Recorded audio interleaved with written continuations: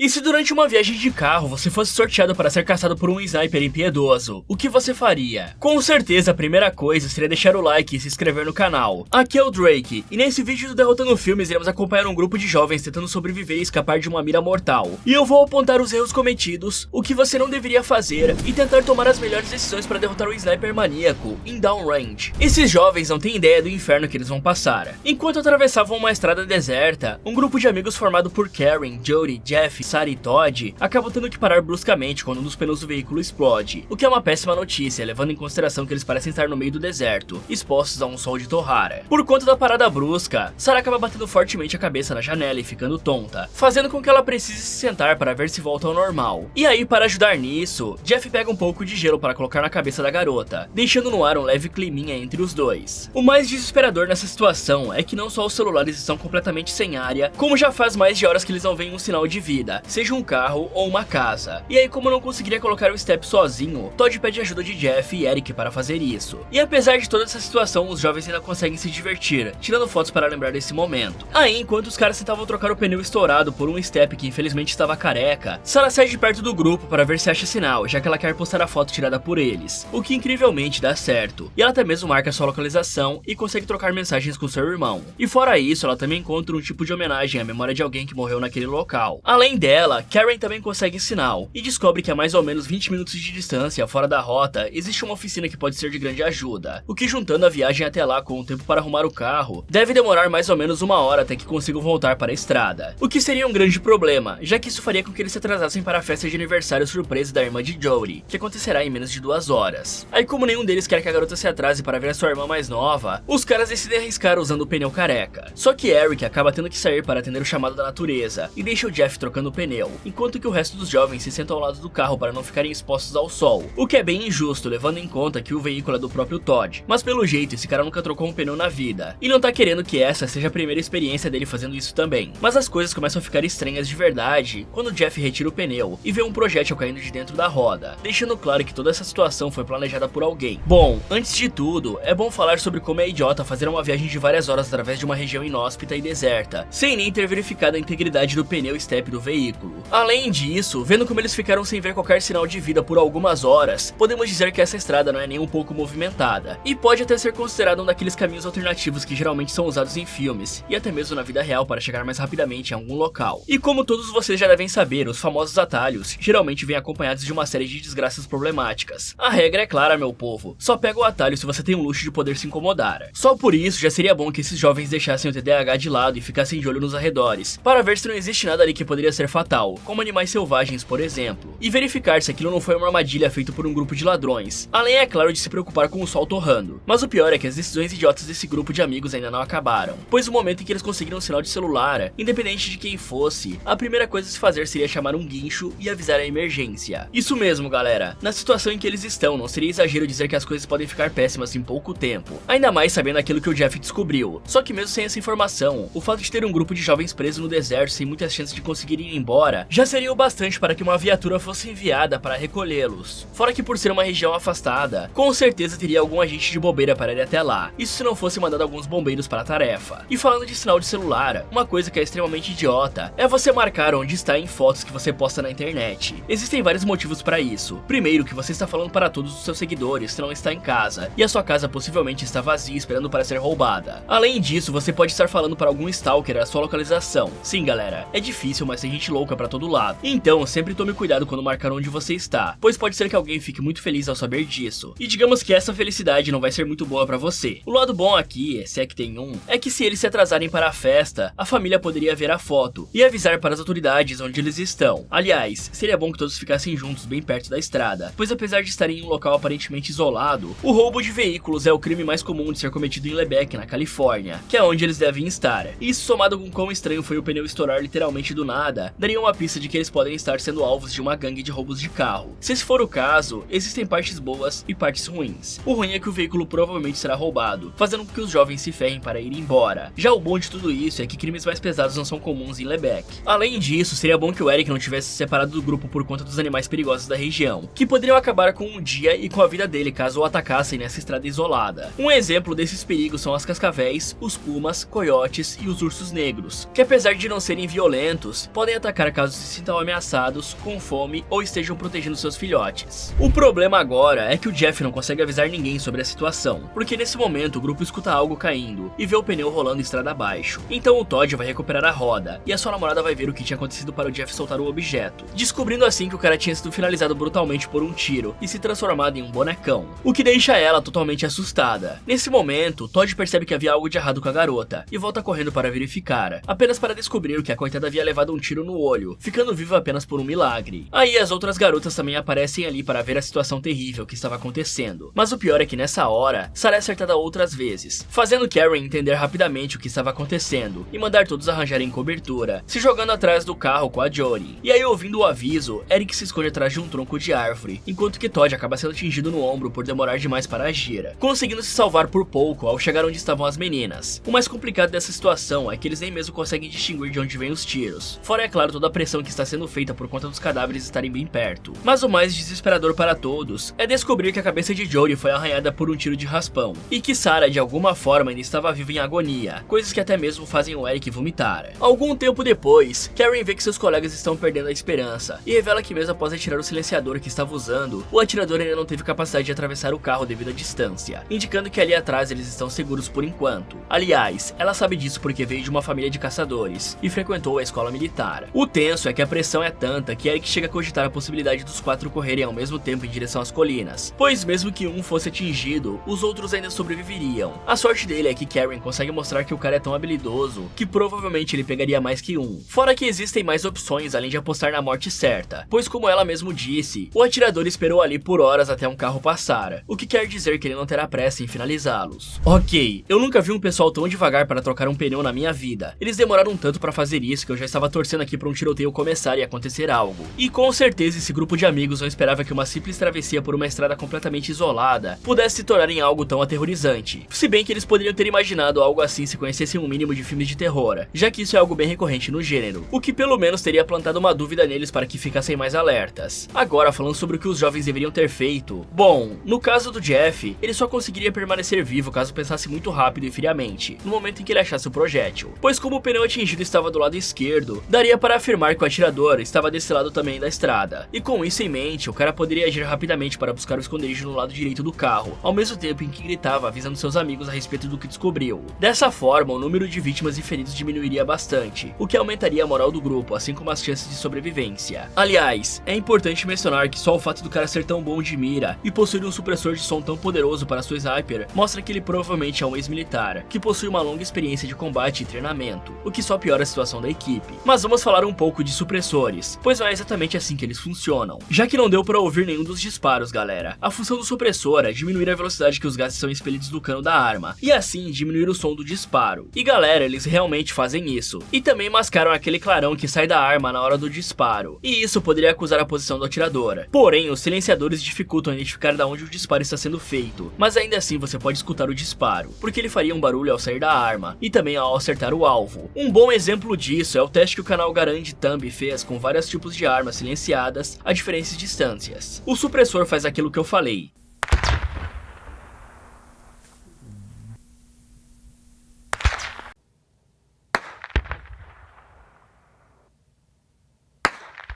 Você não consegue definir exatamente de onde vem o som, mas aqui daria pra ter uma ideia por conta do pneu, como eu falei antes. E se esse pessoal não ficasse falando o tempo inteiro, eles provavelmente escutariam o Jeff virando queijo suíço também. E depois de terem conseguido se esconder, a primeira tarefa deles era se acalmar, para conseguir pensar mais friamente na situação, o que apesar de ser bem difícil, considerando os acontecimentos, é algo bem necessário, pois assim nenhuma decisão estúpida será tomada por conta do calor do momento. O mais ferrado em todo esse cenário é o coitado do Eric, que está completamente exposto ao sol, e é o mais fácil de de ser atingido pelo sniper. Porém, se ele quisesse se arriscar um pouco, havia uma maneira dele chegar até o carro. Para isso, os jovens deveriam usar as suas roupas como chicotes para levantar o máximo de poeira possível em volta do carro. Isso prejudicaria demais a visão do atirador, dependendo da quantia de poeira que fosse levantada, e permitiria que o Eric corresse em zigue-zague até o veículo, ou até a linha das árvores, que aí ele teria como fugir e pedir ajuda. E obviamente ainda teriam riscos nessa tentativa, mas poderia ser bem melhor do que ficar completamente exposto. Nesse momento, Karen se lembra que havia conseguido sinal a poucos metros do carro, e Todd decide colocar seu celular no cabo de selfie de Jody para ver se tem sucesso em fazer uma ligação, e para isso eles deixam o telefone no modo de comando de voz para poder chamar o 911 sem se expor, o que acaba não dando muito certo, já que o criminoso atinge o celular na hora em que acham área, deixando Todd ainda mais desesperado. Aí, depois de ser acalmado por Karen, o cara tem a ideia de colocar o carro no ponto morto para usá-lo de cobertura para subir a rua e chegar até onde tem sinal de celular. O problema é que a chave não estava na ignição, e tentar colocar seria praticamente pedir para ser acertado, o que ainda assim não impede o Todd de tentar. Por sorte, o atirador erra o tiro, dando a chance do jovem colocar a cabeça no lugar. Com isso feito, eles se acalmam e decidem criar um tipo de boneco com o moletom de Karen e o cabo de selfie. Aí, ao mesmo tempo que Karen chama a atenção do atirador com o boneco, Jody grava a localização de onde estavam vindo os tiros, e Todd coloca a chave na ignição o mais rápido que pode, um plano que incrivelmente dá certo. Depois disso, os jovens se juntam para ver a gravação, e descobrem que o atirador está em cima de uma árvore a algumas dezenas de metros do outro lado da estrada. Porém, como o carro ainda não estava em ponto morto, e o atirador não cairia no mesmo truque duas vezes, Todd tenta a sorte e consegue pegar a caixa de ferramentas que estava atrás do veículo. Aí ele quebra a caixa para usá-la de escudo por um minuto até colocar o carro em ponto morto. Mas o mais ferrado em toda a situação, sem dúvidas, é o Eric, que está sozinho em um terreno plano, e sabe que pode ser abandonado a qualquer momento, caso seus colegas consigam ir embora. Tanto que ele fala isso para o trio. Aí, sem saber o que fazer, os três sugerem duas coisas para ele. A primeira é esperar por ajuda, e a segunda é correr em zigue-zague até o carro, o que não é uma ideia muito boa. Em seguida, Todd usa o escudo para se proteger e vai colocar o carro no ponto morto, o que por sorte acaba dando certo. O problema é que ele é atingido e fica chorando de dor no chão, enquanto as duas garotas empurram o carro estrada acima. Tudo vai bem até que Jody se assusta com um tiro e solta o veículo, que começa a descer a ladeira, acabando com os corpos no chão e deixando a Jody para trás desprotegida, sendo que até Karen acaba perdendo a cobertura. Por sorte, o pneu que estava com problema cai nessa hora, fazendo o carro parar. Aí, vendo que Jody estava viva, Karen avisa que o atirador devia estar recarregando, o que faz a Jody ir para o carro, e o Eric tenta correr para as árvores. Porém, a Karen estava errada, já que Eric toma 2 tiros na perna e fica sangrando no chão, mostrando que o cara só não finalizou a garota para usá-la de isca para brincar com o grupo. Bom, a ideia de usar o carro como escudo para conseguir sinal é muito boa, na verdade, e poderia ter dado certo caso eles tivessem se preparado melhor. E algo que poderia ter ajudado nesse plano seria justamente a cortina de pó que eu falei antes, já que isso tiraria a visão do atirador, permitindo que Todd colocasse o carro no ponto morto, sem que ele corresse perigo de tomar um tiro, pois o psicopata nem veria nada. Fora que seria essencial colocar algum tipo de trava embaixo dos pneus, como por exemplo pedras, para impedir que ele descesse a rua. Só que havia uma forma ainda mais inteligente de usar o carro como escudo, pois como o Eric disse, correr para as árvores e colinas seria a salvação deles. Então, pensando nisso, o trio poderia usar o carro de escudo para se aproximar o máximo possível das árvores, o que praticamente o salvaria, dependendo de quão perto conseguissem chegar. Além disso, se Todd quisesse proteger seu braço, ele poderia ter se aproveitado muito mais dos materiais que tinha à disposição, como por exemplo, o resto da caixa de ferramentas,